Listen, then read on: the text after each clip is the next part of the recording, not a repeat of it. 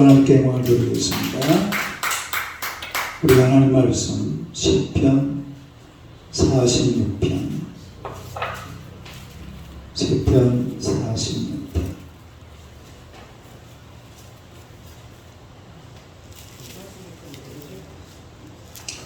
시편 46편 1절에서 11절 시편 46편 1절에서 11절 1절에서 11절 교도하겠습니다. 하나님은 우리의 피난처시요 힘이시니 환난 중에 만날 큰 도움이시라. 그러므로 땅이 변하든지 산이 흔들려 바다 가운데에 빠지든지 바닷물이 솟아나고 뛰놀든지 그것이 넘침으로 산이 흔들릴지라도 우리는 두려워하지 아니하리로다.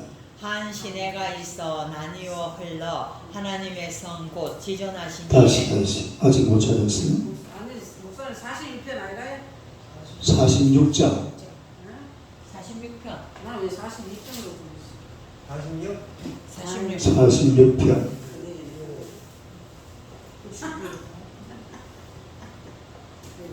시편은 매주 한 장씩 이렇게 나가기 때문에 표시만 내놓으면 그냥 그대로 하면 돼요.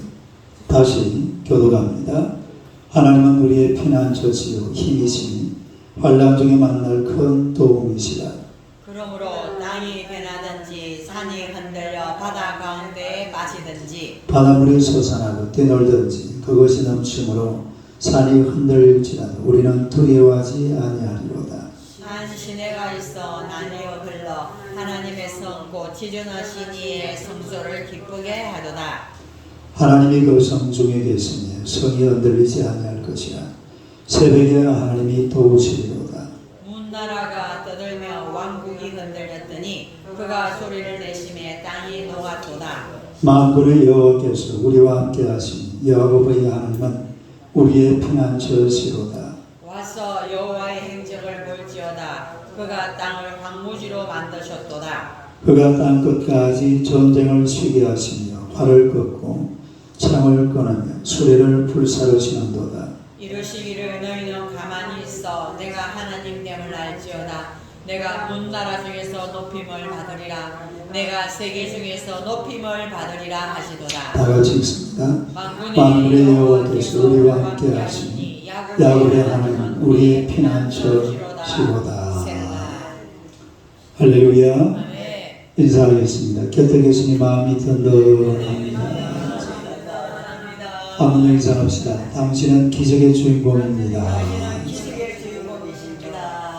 할렐루야. 오늘 이 말씀으로 두려워하지 아니하리로다 이런 제목으로 함께 연결하겠습니다.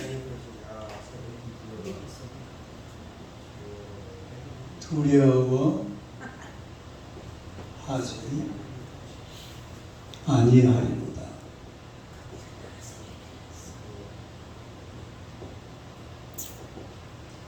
두려워하지 아니하리로다. 한번 읽어보세요. 두려워하지 아니하리로다.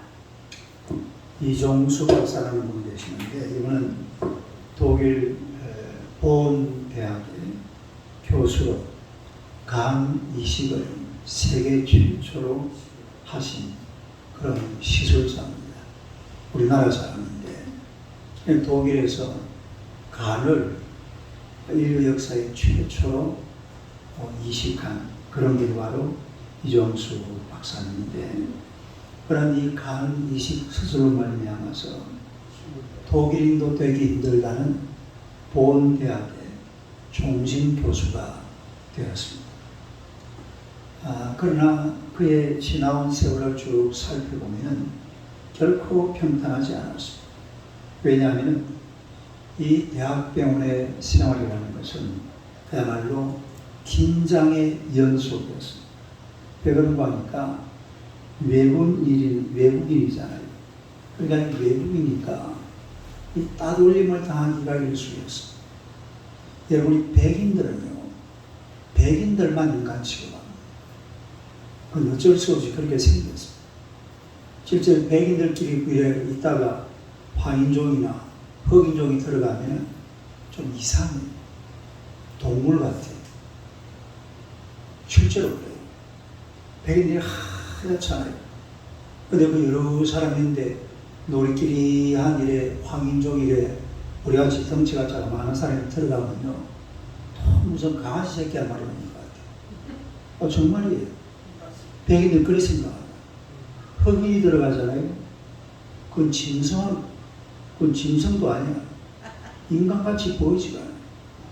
그러니까 이종수 박사가 이 독일 보온 대학병원에서 생활한다는 게 늘 왕따입니다. 왕따. 늘 왕따예요. 왜냐하면 너무 잘하니까. 못하면 괜찮아요. 못하면 시다발이 시키면 되니까. 뭐 시키면 돼? 근데 잘하니까 백인들 저가 시다발이야. 그러니까 늘 왕따 시키는 거예요. 그런 가운데서 인간의 간을 띄어서 다른 사람 간에다가 옮겨주는데 인류 최초로 이걸 성공을 했어요. 독일 의사들도 아무도 안 하려고 그래요. 아무도 안 하려고 그러는데 이 양반이 내가 하겠다. 만약에 이 실험에서 실패하면은 그 대학병원에서 쫓겨나야 돼요. 아주 위험한 상황이죠. 그래서 간 이식 수술을 딱 해놓고 고려의 환자가 깨어나기를 기다렸습니다. 그러면서 하나님 앞에 기도를 드렸어요. 예수를 잘 믿는 사람이었는데 얼마나 두려웠겠습니까? 왜냐하면 간 이식을 수술했는데 한 사람 죽어버리면 그것도 곤란하잖아요. 또 실패해버리면 의학적인 엄청난 실패 이것도 말이 안 되잖아요. 그래서 하나님 앞에 간절하게 기도하면서 그때 기도한 자신의 모습을 이렇게 이야기를 합니다. 그때처럼 간절하게 기도를 해본 적은 없었노라. 그때만큼 자기 인생에 간절하게 하나님 앞에 기도해 본 적이 없대요. 그리고 기도하면서 이런 것을 깨달았답니다. 자신의 모습을 철저하게 회개하고 의술보다 사람을 더욱 소중히 여길 것을 하나님 앞에 다짐을 했다는 것입니다. 그리고 간 이식 수술을 했는데 그 이식 수술을 받은 사람이 자리에서 벌떡 일어났어요. 할렐루야. 이러니까 막 독일 교수들이 막 달려와서 박수를 치고 막 환호성을 합니다. 야단이 났어요. 그러나 이 이종수 박사님은 그 치밀한 의사잖아요. 머리 좋은 세계적인 간 이식을 아무도 아직 안 해본 거예요. 처음으로 한 거예요. 이종수 박사가. 인류 역사에 미국에서도 일이 없었어요. 그걸 갖다 처음으로 하니까 얼마나 마음이 두려웠겠어요. 하지만 그런 간절히 기도해서 하나님 앞에 성공을 하게 되었노라. 그렇게 고백을 하는 줄로 믿습니다. 우리가 하나님 앞에서 우리가 인생을 살아가면서 늘 하나님의 선하심과 하나님의 긍휼하심과 하나님의 은혜로우심을 바라보고 살아야 될 줄로 믿습니다. 그걸 늘 바라보고 살아야 돼요. 여러분, 이 사람에게 보면은 회복 탄력성이라는 게 있습니다.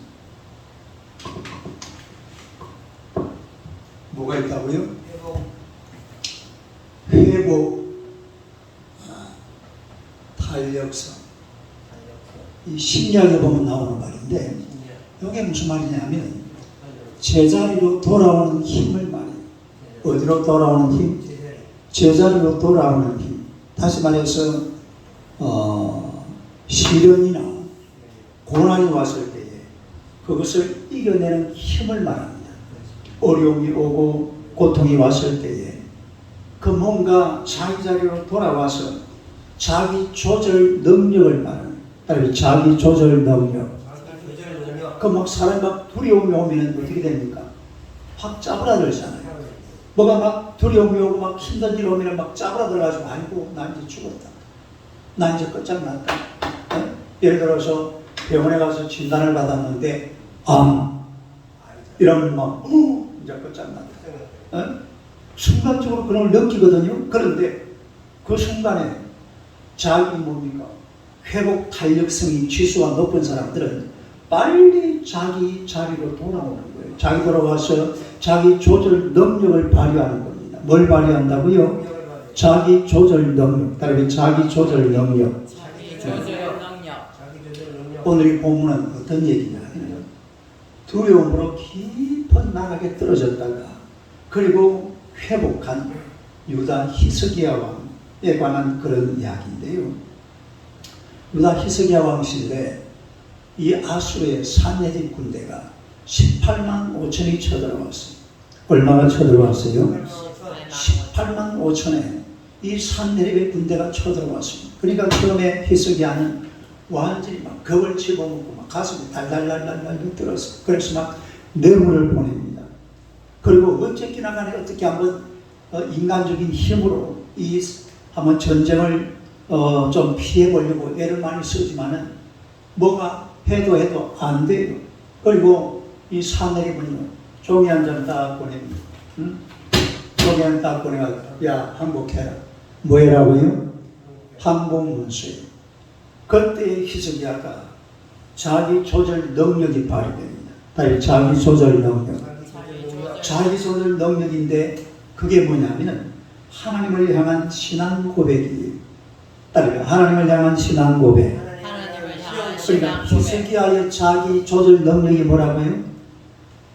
하나님을 향한 자기 조절. 신앙 고백. 하나님을 향한 신앙 고백.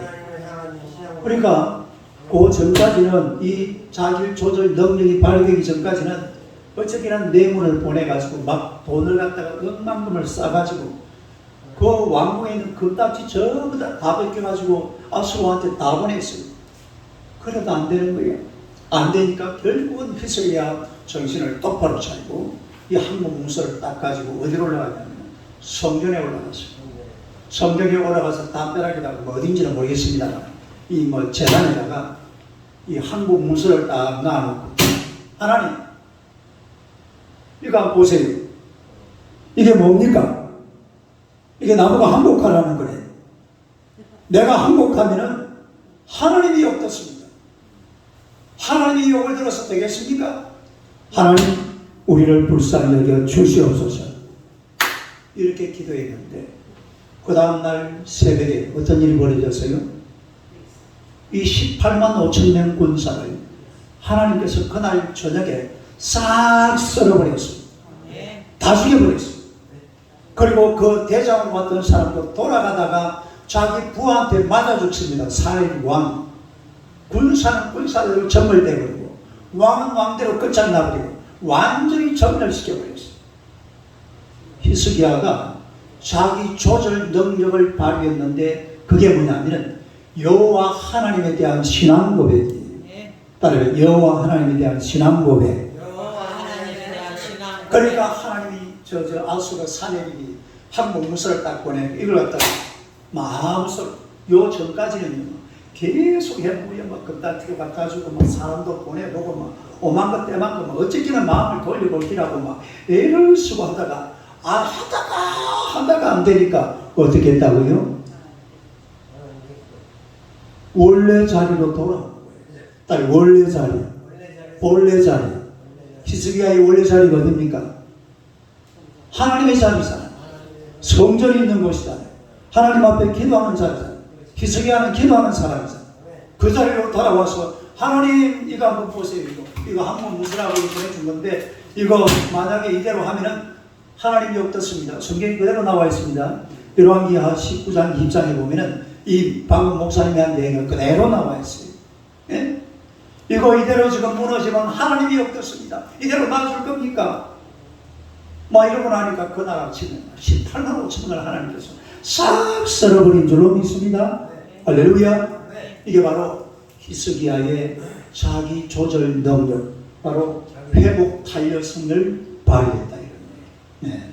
여러분, 우리가 두려움을 극복할 수 있는 우리의 신앙, 두려움을 극복할 수 있는 신앙 고백이 과연 무엇이냐? 첫째로, 하나님은 나의 피난처가 되신다. 피난처가 되신다. 하나님은 나의 한번 읽어보세요. 시작. 하나님은 나의 피난처가 되신다. 이게 바로 우리의 신앙 고백이에요. 신앙 고백. 할렐루야. 위르겐 힐러라는 사람이 성공 비법이라는 이런 책에 이런 이야기를 썼어요. 두려움의 상대성을 늑대를 만났을 때를 비유를 해놨습니다. 뭘 만났을 때? 자, 보세요. 늑대를 만났을 때에 두려움이 10이라고 한다면 늑대를 만났을 때 처음 두려움이 뭐라고요? 10. 그런데 만약에 날카로운 칼이나 창을 들고 있으면 두려움의 지수가 어떻게 될까요? 밑으로 떨어져요. 한 9 정도 되겠죠. 근데 창을 들고 칼을 들고 있는데 또 다른 쪽에는 횃불을 들었어. 그러면 얼마나 될까요? 한 8, 7 뚝뚝 떨어져요. 그리고 앞에 늑대를 만났는데 혼자 가는 것이 아니라 옆에 동행하는 사람이 있어요. 내 혼자서 늑대를 만나는가? 두 사람이 같이 가다가 늑대를 만나는가? 누가 더 두려워하게 될까요? 혼자가 훨씬 두렵죠. 그 두 사람이 있으면 이 지수가 또 밑으로 떨어집니다. 그런데 만약에 내가 만약에 총을 들고 있다. 뭘 들고 있다? 총을 들고 있으면 두려움의 지수가 어떻게 될까요? 뚝 떨어져. 왜요? 총으로 늑대 쏴 죽여버리면 되잖아요. 어? 거기다가 만약에 앞에 늑대가 나타났는데 내가 말을 타고 있다. 아니면 차를 타고 있다. 그럼 어떻게 될까요? 말이 빨라요? 늑대가 빨라요? 말이 훨씬 빠릅니다. 다 말 타고 도망가 버리면 돼요.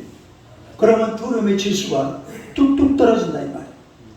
이게 무슨 이야기냐면 하나님께서는 오늘 우리에게 두려움을 감당할 수 있는 방어 수단을 많이 주었어요. 뭘 주었다고요? 방어수단. 방어 수단. 따라해 방어 수단. 두려움을 극복할 수 있는 방어 수단을 우리에게 많이 주었습니다. 우리 오늘 본문 1절을 한번 봅시다. 1절. 1절요. 1절 한번 읽어봐. 시작. 하나님은 우리의 피난처시요 힘이시니 환난 중에 만날 큰 도움이시라. 그 다음에 7절. 7절 시작.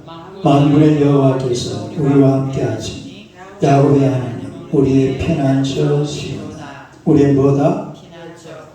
그 다음에 11절 시작. 만군의 여호와께서 우리와 함께 하시니 야곱의 하나님은 우리의 피난처시로다. 하나님 우리의 뭐가 된다고요? 피난처다. 자, 그럼 보세요. 사람이 살아가면서 두려운 일을 많이 만나잖아요. 그런데 내 곁에 하나님이 또 버티고 계시면 두려움이 어떻게 될까요? 두려움의 지수가 뚝뚝뚝뚝뚝 떨어져요. 아니, 두려움의 지수가 싹 사라져요. 어? 앞에 호랑이가 나타나도 엄마 품에 안겨있는 아기는 호랑이를 무서워할까요? 보고 재미있어 할까요? 보고 재미있어 할 거예요. 그 아이가 호랑이를 두려워하지 않아요. 마치 하나님의 백성들이 하나님의 품 안에 팍 쌓여서 생명싸게, 따르면 생명싸게 그 안에 딱 쌓여 있으면 웬만한 두려움이 와도 이거 전부 다 하나님의 은혜로 이 두려움 속에서 해방될 줄로 믿습니다. 2절 3절 2절 3절 시편 46편 2절 3절 한번 읽어봐요. 시작. 그러므로 땅이 변하든지 산이 흔들려 바다 가운데 빠지든지 바닷물이 솟아나고 뛰놀든지 그것이 넘침으로 산이 흔들릴지라도 우리는 두려워하지 아니하리로다. 누가 계시기 때문에 하나님 우리의 뭐가 되신다고? 피난처가 되시니까 땅이 변하든지 산이 흔들려 바다가 빠지든지 지진이죠. 바닷물이 솟아나고 뛰놀든지 쓰나미, 다리비 쓰나미, 그 다음에 넘침으로 산이 흔들린다. 이거는 화산. 이런 거 있어야 하나님 우리 피난처가 되시기 때문에 두려워할 것이 하나도 없는 줄로 믿습니다. 할렐루야. 그런 것을 이야기하고 있는 거죠. 하나님은 우리의 피난처다. 그래서 하나님이 우리의 피난처가 되면 우리가 어떤 삶의 두려움을 만나도 이 모든 두려움은 다 사라지게 될 줄로 믿습니다. 그래서 하나님이 우리의 피난처시다. 그 다음에 두 번째는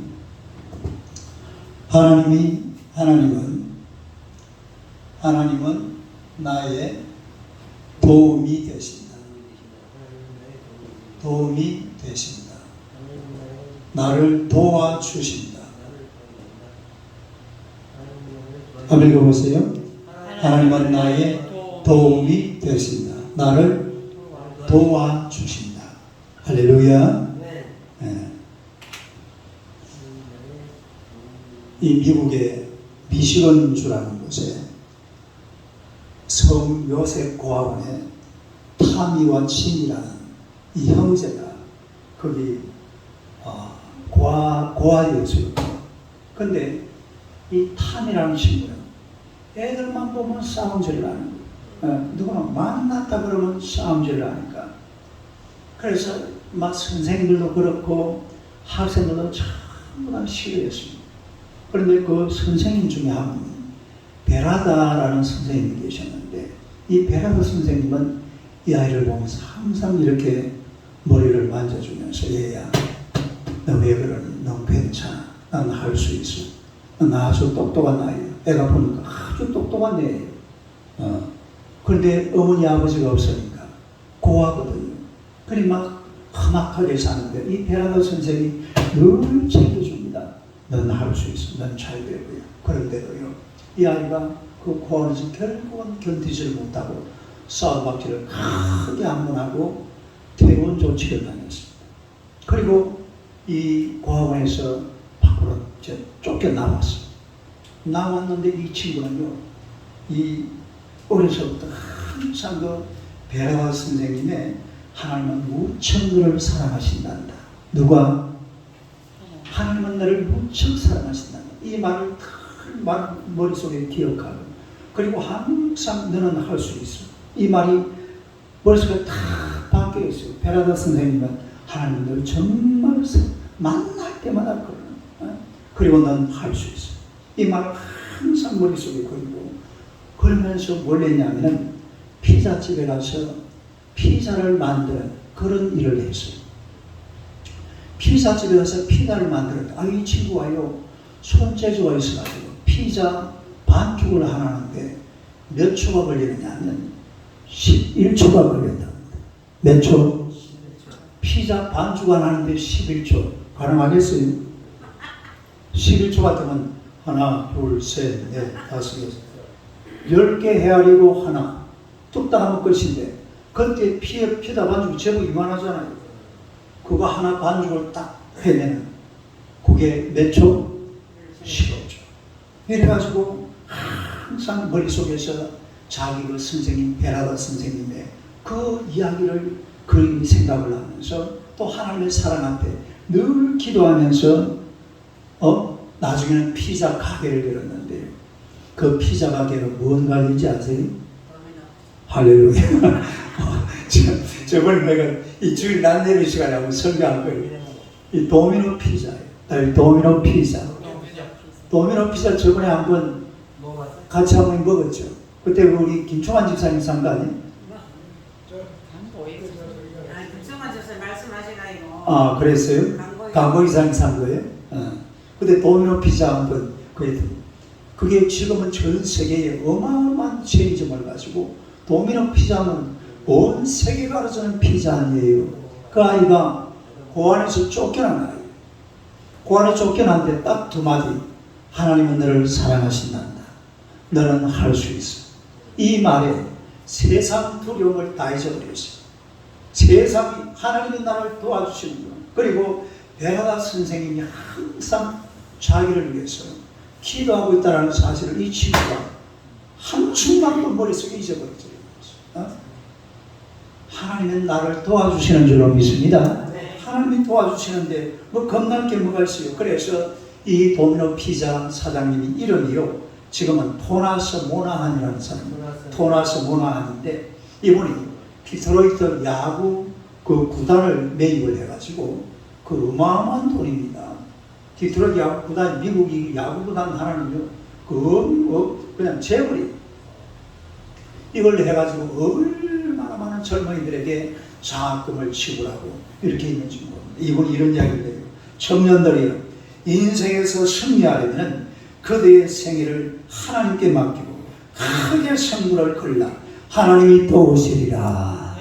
할렐루야. 이 고아원에서 쫓겨났던 이 탐이라는 이 어린 소년이 디트로이트 구단을 사가지고서 이 젊은이들에게 하나님이 도우시리라, 하나님을 믿고 크게 선물을 걸라고 했습니다. 하나님은 우리의 도움이 되시는 줄로 믿습니다. 우리가 4절에서 7절 봅시다. 4절에서 46장 4절에서 7절 4절에 7절 한번 읽어봐요. 시작.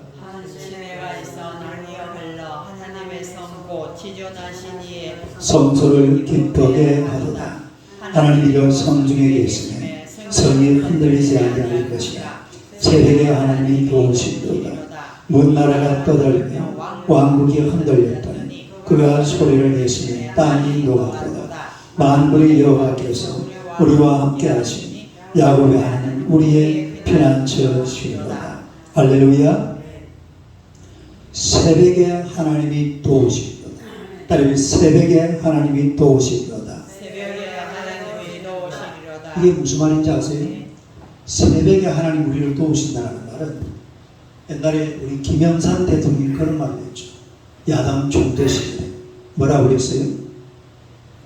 달게 모가지를 비틀어도 새벽은 온다. 내가 그 말입니다. 이 말. 그러니까 요 새벽은 고난의 시간을 계속 이어가다가 이제 마지막 새벽 요 때에 하나님이 도우신다 이 말이에요. 할렐루야. 가장 험난한 고난의 시대, 그때 하나님께서 나를 도와주신다. 그런 의미에 따르면 새벽에 도우시리로다. 하나님이 우리가 힘들고 어려울 때에 그때를 외면치 않고 새벽에 우리를 도와주시는 줄로 믿으시기를 축원합니다. 그 우리 5절을 볼까요? 5절 한번 읽어봐요. 5절 시작. 하나님이 그 성중에 계시니 성이 흔들리지 아니할 것이라. 새벽에 하나님이, 여러분 하나님께서 성중에 계시니까 성안이 평안하다 이 말이에요. 하나님이 여러분의 가정에 계시기 때문에 여러분의 가정이 평안한 줄로 믿습니다. 하나님 우리 교회에 계시기 때문에 우리 교회가 평안한 줄로 믿습니다. 하나님이 여러분의 자녀들에게 함께 계시기 때문에 여러분의 자녀들의 인생살이가 평안하게 되는 줄로 믿으시기를 축원합니다. 새벽에 우리를 도우신다 이 말이에요. 하나님은 우리를 도우시는 하나님이에요. 그래서 우리가 우리를 도우시는 하나님 앞에 이 시편의 기자처럼 하나님을 간절히 찾아서 하나님의 도우심을 구하는 여러분 되시기를 주님의 이름으로 축원합니다. 그 다음에 또 우리가 두려워하지 않을 이유는요, 하나님은 나와 함께 하십니다. 세 번째는 하나님은 나와 함께 하신다. 동행이죠, 동행. 한번 읽어봐요. 시작. 하나님은 나와 함께 하신다. 하나님이 나와 함께 하시는데 우리가 두려워할 필요가 없다. 그 이야기잖아요. 사회학자, 오늘 이거 예화가 많은데 애니 원어라는 교수가 경제적으로 아주 열악하기 거지없는 하와이 분도에 카와이섬, 아니면 하와이 섬 있잖아요. 하와이 섬에 있는 또 다른 카와이 섬이라는 조그마한 섬이 있었는데 여기에서 태어난 아이를 1955년도부터 한 833명을 30년 넘게 추적해서 조사를 해봤어요. 그런데 이들은 전부 다 보니까 찢어지듯이 가난했고 대부분의 가족 구성원들이 가정 불화, 또 이혼, 알코올 중독, 정신질환, 부모들이 다 그랬대요. 예. 참 이런 가정에서 태어난 아이들인데 그 중에서 201명을 고위험군으로 분류를 했습니다. 몇 명을? 201명을 고위험군으로 분류를 해가지고서 이 3분의 2 가량의 아이들이 아주 열악한 환경에 희생돼가지고 학업이 부진하고 약물 중독에 빠지고 정신질환을 앓고 범죄에 빠지거나 사회 부족자, 소위 말해서 문제아들이 201명 중에 3분의 2가 문제아로 낙인이 찍혔습니다. 그런데 이 아이들이 18살들이 되었을 때에 많은 아이들은 전과자나 미혼모나 또 무슨 약물 중독이나 이런 정말로 세상에서만 나쁜 짓은 다 한 아이들. 그런데 그 중에 3분의 1, 201명 중에 3분의 1이니까 약 한 70명 정도 되죠. 이 70명 중 아이들은요, 아무 문제가 없이 건강하게 아주 씩씩하게 그리고 사회의 중요한 멤버로 잘 자라가고 있더랍니다. 이 열악한 환경 속에서. 그래서 이게 어떻게 된 건가 싶어가지고서 10년을 더 연구를 했어요. 그러니까 18년 했으니까 10년 다음에 이제 몇 년 남은 겁니까? 30년 한 거죠. 총 33년을 연구를 했답니다. 10년을 더 연구를 해가지고 가만히 살펴봤는데 이 어려운 환경 속에서 꿋꿋하게 제대로 성장해 나아가는 힘을 발휘한 아이들에게는 예외 없이 아이의 입장을 무조건적으로 이해해주고 받아주는 어른이 적어도 한 명은 주위에 있었다는 것입니다. 누가 주위에 있었어요? 어른이 한 명 있었다. 어른. 이 아이의 투정도 받아주고 또 무슨 얘기를 하면은 그래, 알았어. 얘기를 받아주고 있으면 어른이 이 아이들 옆에 누구라도 한 명 있었답니다. 할아버지든 아버지든 어머니든 뭐 이모든 고모든 삼촌이든 하다못해 학교 선생님이든 아니면 사회 누구든 옆에 꼭 자기의 얘기를 들어줄 수 있는 어른이 한 사람이 있으니까 이 아이가 결국은 하나님 앞에 바로 서서 바른 길을 쫙 걸어가고 있더라는 거예요. 할렐루야. 이거 대단한 그 연구 발표 같아요. 30년. 그러니까 여러분 미국이라는 나라가 우리하고 다른 게 뭔지 아세요? 이 나라는 보면은 무슨 연구를 하나 해도 30년 한다고 30년. 우리는 막 표본 조금 끌어가지고 막 여론조사 해보고 막 이래 대충 맞춰가지고 몇 명 어디 보내가지고 좀 이래 끝내버려요. 33년 동안 교수 한 사람이 이걸 연구를 하려거든요. 누군가는 거기다가 돈을 엄청나게 밀어줘야 돼요. 그걸 아니면 연구를 못해요. 그런데 그런 연구가요, 이 미국이라는 나라들은 이런 연구뿐만 아니라 모든 게 그래요, 모든 게. 그러니까 나라가 저렇게 되어가면서 볼 수가 있는데, 어른 단 한 사람, 어른 한 사람. 다시 말해서 이 어른 한 사람이 아이들이 역경을 이겨낼 수 있는 힘이 되더라는 말이에요, 힘이. 하물며 우리가 인생을 살아가면서 많은 시련과 환난 속에서 하나님이 내 곁에 계신다면 어떤 두려움도 이기게 될 줄로 믿습니다. 좌절하지 않습니다. 낭망하지 않습니다. 하나님이 내 곁에 계신다. 이 어린 아이들도 어른 한 사람만 옆에 있으면 바른 길을 가게 되는데 정말로 이 세상 살면서 하나님이 내 곁에 계신다면 어떤 두려움도 이겨낼 수 있는 그런 힘을 얻게 될 줄로 믿습니다. 8절에서 11절 한번 봅시다. 8절에서 11절. 시편 46편 8절에서 11절. 아멘. 시작. 와서 여호와의 행적을 볼지어다. 그가 땅을 황무지로 만드셨도다. 그가 땅 끝까지 전쟁을 쉬게 하시며 활을 꺾고 창을 꺼내며 소리를 불사르시는도다. 이러시기를 너희는 가만히 있어 내가 하나님됨을 알지어다.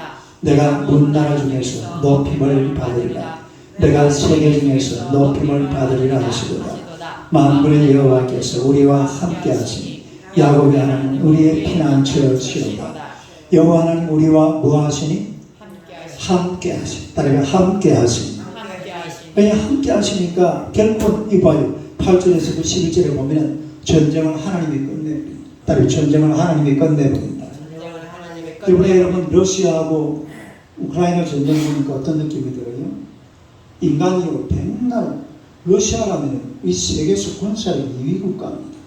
예? 러시아는 군사력 미국 다음이에요.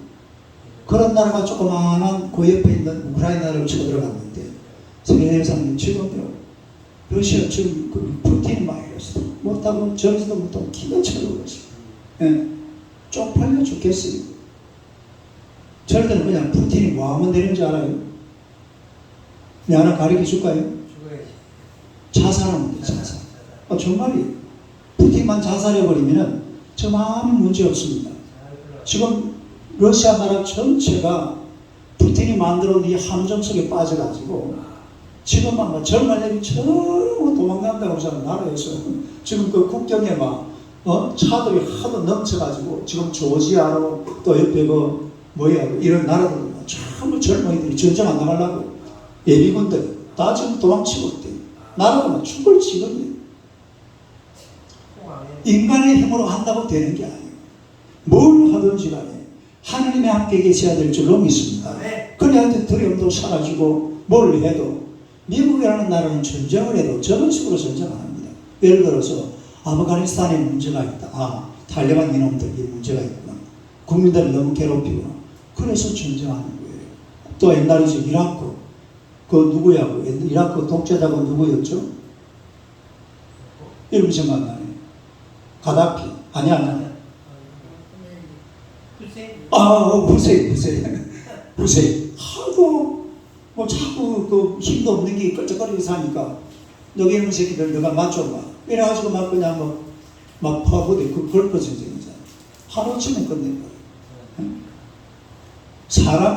사람 생각으로 사는 게 아닙니다. 하나님이 함께 하시면 될 줄로 믿습니다. 하나님이 떠나버리면 두려움밖에 남는 게 없어요. 지금 러시아는요 남아있는 게 두려움입니다. 지금 푸틴도 사실은요 내가 푸틴 같다도 지금 이걸 내가 어떻게 해야 되겠나 고민하고 있습니다. 이럴 때는 누가 가서 그냥 권총으로 살짝 한 방 쏴주면 돼요. 그게 제일 나아요. 피할 길이 없어요. 지금 푸틴도 어떻게 하지를 못해요. 핵무기를 터뜨리려니까 어제 아마 그 포세이돈이라는 그 핵무기를 실은 잠수함이 어디론가 사라졌다. 어제 사라지니까 온 세계 신문이 드디어 이 푸틴이 핵무기를 쓸 모양이다 이래 해놨는데 핵무기 못 씁니다. 핵무기 썼다 하면은요 러시아는 이제 그걸로 끝장이에요. 물론 세계도 문제가 되겠지만 러시아라는 나라는 더 이상 지구에 존재하지 못합니다. 핵무기 썼다고 해요. 핵무기가 어느 나라만 있습니까? 미국이 더 많이 가지고 있는데 인간이 하니까 저런 일이 벌어지는 거예요. 뭐든지 우리가 이거는 큰 문제지만 조그마한 우리 삶의 문제들도 하나님과 함께 하시기를 축원합니다. 하나님이 도와주셔야 돼요. 두려워하지 않는 비결이 뭐라고? 첫째로 시작. 하나님은 나의 피난처가 되시기 때문에. 두 번째로 하나님은 나의 도움이 되시기 때문에. 세 번째로 하나님은 나와 함께. 하나님이 나의 피난처가 되시고 하나님이 나의 도움이 되시고 하나님이 나와 함께 하시면 우리가 두려워할 것이 아무것도 없습니다. 두려워할 것이 없어요. 하나님만 바라보고 하나님의 권세와 능력을 믿고 승리하며 살아가시기를 주님의 이름으로 축원합니다.